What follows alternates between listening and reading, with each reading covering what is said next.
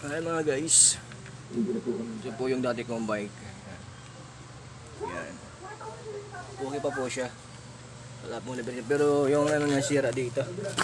Sa may ano, cambio. Ito. Na-stock siya. Medyo may kalawang. Pero dati walang kalawang to. 6 months na hindi nagagamit. Kaya, ayan. Ganyan yung nangyari. Pero okay pa naman to. Pag may time ako, papaayos ko to kasi uwi ko sa bahay. Okay pa naman yung gulong oh. So, ito ngayon yung bago kong binili, second hand.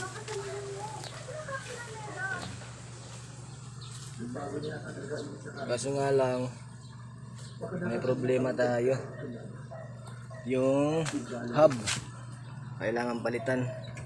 Kaya hindi muna natin ito magagamit para hindi masira lalo.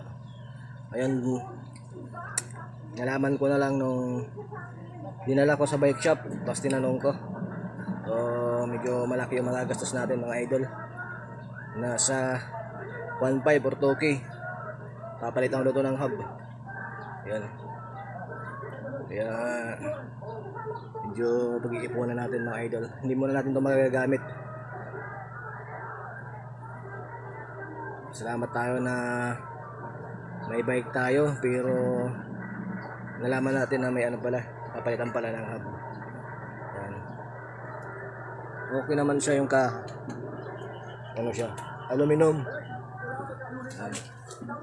Ito lang yung diferensya, yung hub. Ano idol. Ayan siya. Speedometer. Okay pa naman to, gumagana pa naman. Medyo bago pa yung mga gulong, bago.